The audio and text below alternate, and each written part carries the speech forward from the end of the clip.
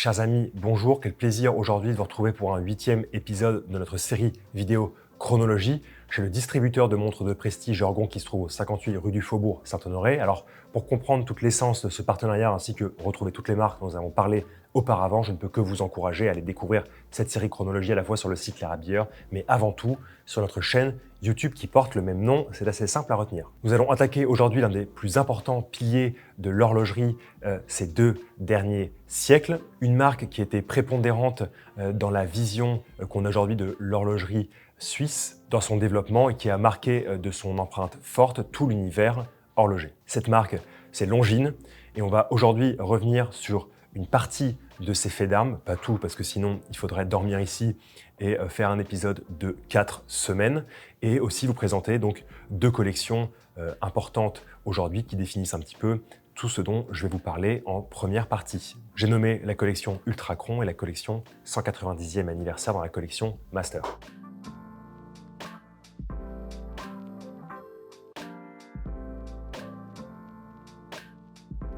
Donc Longines est fondée en 1832 par Auguste Agassiz, qui est accompagné de 2 partenaires, à savoir Henri Regel et Florian Morel, qui sont eux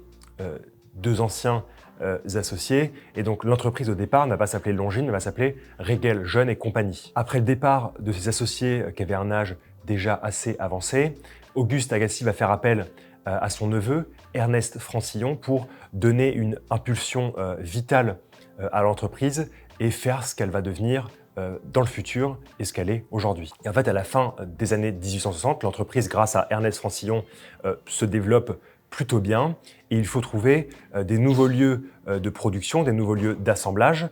pour pouvoir se développer davantage. Ils vont trouver ce lieu dans un endroit qui s'appelle les Longines, qui signifie pré allongé dans un patois local, et ils vont s'installer et la marque va prendre le nom de Longines. Suite à cela, en même temps, les associés sont partis et elle n'a plus le sens de s'appeler Regel Jeunes et Compagnie. La marque présentera en même temps, donc à la fin des années 1860, son tout premier mouvement manufacturé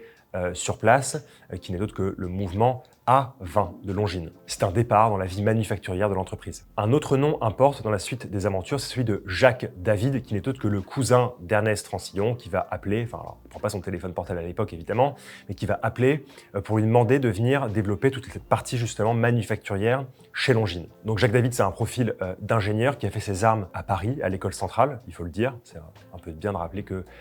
y a des Parisiens en Suisse. Et c'est lui qui, avec la connaissance d'Auguste Agassiz et d'Ernest Francillon pour les Amériques, va être envoyé sur place et qui va un peu regarder ce que font des marques comme Waltham et Elgin en manière de manufacture beaucoup plus avancée et revenir ensuite en Suisse avec ce petit bagage et commencer un peu à adapter ce qu'ils ont appris pour développer la vraie manufacture Longines en Suisse. Donc pour que vous compreniez mieux, à la fin des années 1900, la marque arrête d'être un comptoir d'établissage, c'est-à-dire que vous aviez des personnes par-ci par-là qui faisaient les pièces pour envoyer tout au comptoir, après pour un assemblage de la montre, mais on va passer à une vraie manufacture. Donc en fait, tous les mouvements sont développés, produits en interne, et ça c'est un changement majeur pour l'horlogerie, un exemple important qui est Longines pour les autres marques du monde à cette époque. Longines sera rapidement reconnu pour sa puissance dans la maîtrise du chronographe, avec donc d'ailleurs le premier mouvement de chronographe qui n'est autre que le 20H, qui arrive donc à la fin des années 1860. Et sans vous faire toute l'histoire du chronographe chez Longines, aux alentours de la Seconde Guerre mondiale, on découvre donc un mouvement de chronographe avec une fréquence de 50 Hz qui permet de délivrer l'information du centième de seconde. Donc vous voyez, en fait, en très peu de temps, on a fait des gros efforts chez Longines et on est capable de mesurer des temps très courts et donc de proposer ces services de chronométrage et de chronométrie aussi dans ce qui est la précision pour tous les événements sportifs, que ce soit du vélo, du ski, des sports d'hiver de manière générale et bien d'autres catégories sportives. Il ne faut pas oublier donc pour le côté chronométrie en 1959 la présentation d'un mouvement un peu exceptionnel puisque c'est un mouvement qui est destiné au concours d'observatoire qui est le calibre 360 avec ses 36 000 alternances par heure et qui est complètement ajusté à la fin à la main par des spécialistes de la chronométrie pour pouvoir aller botter le derrière des autres marques lors de ces concours d'observatoire. Ce que je veux vous dire rapidement, sans présenter toute l'histoire de Longines, qui prendra en effet 4 semaines, c'est que Longines a eu un rôle prépondérant dans la mesure du temps et la mesure du temps précis, notamment donc la chronométrie, Et ça, tout au long du XXe siècle et même un petit peu avant, parce que je vous disais, à la fin des années 1860 déjà, on avait le premier chronographe. D'ailleurs, j'ai eu le privilège et la chance, il y a quelques semaines, d'aller visiter la manufacture, donc Longines à Saint-Imier. Donc vous avez d'une part toute la partie, on va dire, manufacture contemporaine, qui est très impressionnante, parce que les horlogères, je ne vais pas dire les horlogers, parce qu'il n'y a pas d'horlogers, il y en a quelques-uns, mais il y a beaucoup d'horlogères surtout, font des tâches qui sont absolument phénoménales, répétitives aussi, mais phénoménales de précision. Et surtout, donc, après cette partie très contemporaine, on a toute la partie musée où on découvre des pièces absolument phénoménales dont on n'avait jamais imaginé l'existence chez Longines, et surtout le département en fait de restauration des montres anciennes Longines avec des horlogers d'exception qui reçoivent des montres du monde entier pour les remettre d'équerre. Et vous avez même une salle avec plein de pièces neuves de stock qui permettent en fait dès qu'ils reçoivent un mouvement ou une montre à remettre en état, d'avoir le cadran, l'échappement, le barillet ou je ne sais quoi d'autre de disponible immédiatement. Et ça, c'est d'une richesse incroyable. Et pour moi, les marques qui tiennent à ce point-là à leur passé, qui respectent à ce point-là leurs archives et les montres des différents propriétaires du monde entier sont dans le haut du panier. Et c'était une grande claque que j'ai pris chez Longines. Donc, pour revenir à nos moutons de chronométrie, de précision, si je vous ai dit ça aussi, si j'ai pris ce chemin-là pour vous parler de Longines, c'est parce que je vais vous parler maintenant d'une collection chez Longines qui s'appelle Ultrachron, qui est revenue sur le devant de la scène en 2022 et ce qui nous a fait le plus grand bien. Donc la Longines Ultrachron, elle est présentée en 1967 pour célébrer le centenaire de la marque Longines. Et elle arrive à un moment où la marque veut se démarquer en termes de précision et de chronométrie parce que justement, elle a l'expérience de cet aspect de l'univers horloger. En 1968, Longines présente l'Ultrachron Diver, donc on a les mêmes informations en termes de mouvement, c'est-à-dire une haute fréquence avec 36 000 alternances par heure, mais cette fois dans le visage d'une montre de plongée. Et si je vous parle de cette montre de 1968, c'est parce que quand Longines cette année a redonné une impulsion, un nouveau souffle de vie à l'Ultrachron, c'est parce que justement, elle a pris la forme et le visage de cette montre de plongée des années 60, et c'est assez magnifique. Elle a un visage très particulier, puis surtout assez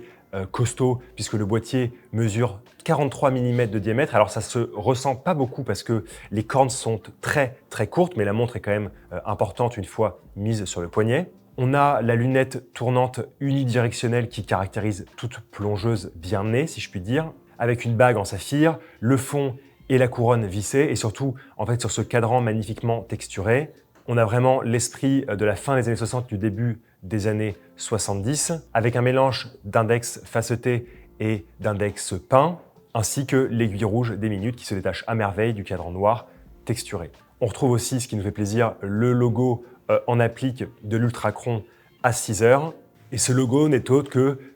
on va dire, la représentation visuelle d'une onde avec ici une fréquence très rapide et donc des pics de plus en plus rapprochés. D'ailleurs, en parlant de rapidité, quand on regarde l'aiguille des secondes, on comprend que le mouvement qui est en dessous, c'est un mouvement à haute fréquence, puisqu'évidemment, la marche de l'aiguille est beaucoup moins saccadée. Au cœur de cette nouvelle Longines, le calibre Longines L836.6 avec ses 36 000 alternances par heure, ça veut dire 10 alternances par seconde quand même, c'est costaud, et la confortable réserve de marche de 52 heures. Ça, c'était pour le pilier Longines Ultrachron qui a été relancé cette année et qui est à notre sens une grande réussite. Pour marquer ses 190 années de vie, Longines a présenté 3 nouvelles montres dans sa collection Masters, 2 montres en or en édition limitée et une montre en acier qui est vouée à rester de série dans cette collection. Et ce sont des montres qu'on a beaucoup appréciées parce qu'il y a une finition qu'on voit très rarement sur les cadrans, qui n'est autre qu'avoir des chiffres arabes gravés dans le style donc de chiffres Breguet sur un cadran qui est très simple, ce qui fait en fait un effet absolument somptueux de montre très classique et très élégante. Et en fait, dans une collection master qui est un peu plein de pièces, c'est toujours étonnant d'avoir une nouvelle arrivée qui présente une finition de cadran assez rare et assez jolie. On ajoute à cela le classicisme des aiguilles bleuies de type feuille. Et pour les 2 pièces en or en édition limitée à 190 exemplaires chacune, on a en plus cette notion de rareté de montre en or chez Longines et surtout dans la collection Master. Et ça nous remplit de joie aussi parce que le contraste entre le boîtier en or et la couleur des cadrans, tantôt anthracite sur l'or jaune, tantôt gris sur la version en or jaune nous épate forcément. Des cadrans qui s'expriment dans des boîtiers de 40 mm de diamètre, soit dans la version acier ou dans les versions en or, pour une épaisseur de 9,3 mm, donc des montres dans des très belles proportions, qui je trouve en fait sont élégantes, très sobres et qui permettent du coup de mettre en avant de la plus belle des manières ce 190e anniversaire. À l'intérieur, les calibres L888 avec une très belle réserve de marche de 72 heures et la présence en spirale en silicium pour dire adieu à tous les champs magnétiques qui pourraient venir perturber le bon fonctionnement de la montre et surtout sa précision. Voilà pour cette collection 190e anniversaire. J'espère que vous aurez pu saisir l'essence de la marque avec l'histoire que je vous ai contée depuis Saint-Imier, mais également avec la présentation des deux collections, donc Ultrachron et Master, avec les 3 modèles de la collection 190e anniversaire. Vous pouvez retrouver aussi beaucoup plus d'informations sur le site des Rabilleurs et sur d'autres vidéos qu'on a faites, notamment sur l'Ultrachron, sur la chaîne YouTube, dans la série Striptease. Et on n'a plus qu'à vous donner rendez-vous pour un prochain épisode chez Orgon, au 58 rue du Faubourg Saint-Honoré. Et sur ce, très bonne journée, à bientôt, on vous aime.